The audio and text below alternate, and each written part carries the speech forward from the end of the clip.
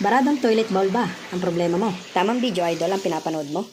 Dahil sa video na ito ay ituturo ko sa iyo ang posibleng solusyon sa problema mo na naging problema ka rin before.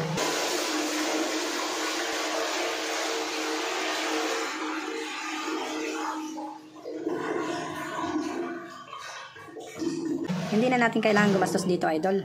Kung ano lang ang available dito sa paligid natin, siya na lang nating pagtsatsagaan at gagamitin. Tama-tama idol, sa likod bahay, may isang PVC na 3 inches ang size, and then isang putol na kawayan, at nakakita rin po tayo na isang bote ng red wine.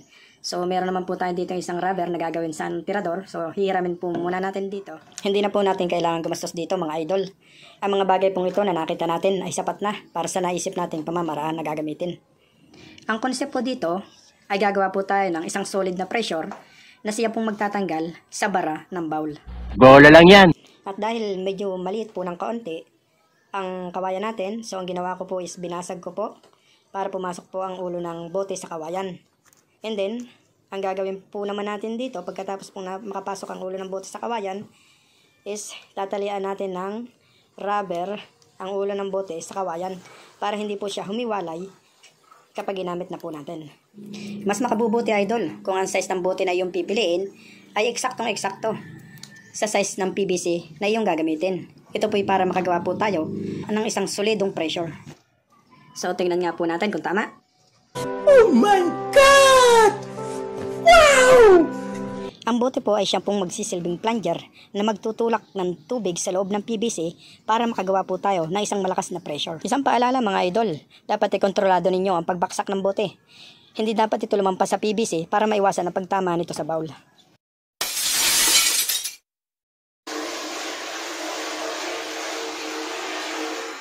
It's totally black mga idol. Marami na akong pamamaraang sinubukan dito pero walang nangyari.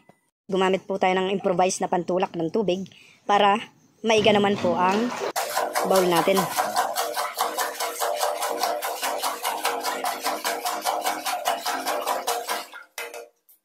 Linisin nating mabuti ang bowl, isprayan ng maraming tubig bago po tayo magsimula sa susunod na step. Maghanda po tayo ng plastic, garbage plastic po yung black, or kung wala po ay pwede na po ang basahan. Ito po ang tutuntungan ng ating PVC. Magsisilbi po itong gasket para hindi po tumagas ang tubig sa loob ng PVC. Importante po na i-block natin ang butas na ito para hindi po makabawas ng pressure. Bilugin po natin ang isang garbage plastic na siyang tutuntungan ng ating PVC. Gumawa po tayo ng isang maliit at katamtamang butas para po daanan ng tubig. At dahil handa na po ang lahat, kailangan na po nating ilagay ang PVC sa ibabaw ng plastic. Ilagay na rin po ang hose ng tubig sa PVC at hintayin nitong mapuno ng kalahati.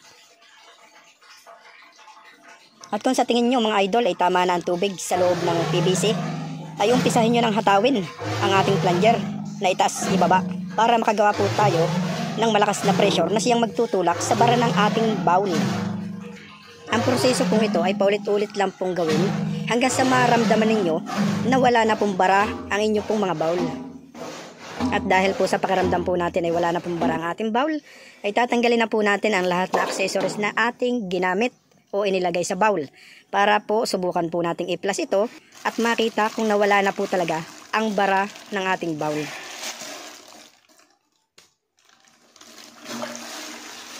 Buhusan po natin ng maraming tubig para malaman po natin kung epektibo po ang pamamaraan na ating ginawa.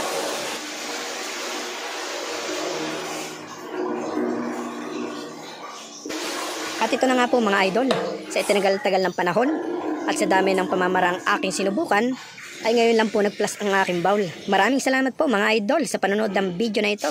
At sana po ay makatulong din po ang video na ito sa mga gaya kong may problema sa pagtatanggal ng barado ng bowl.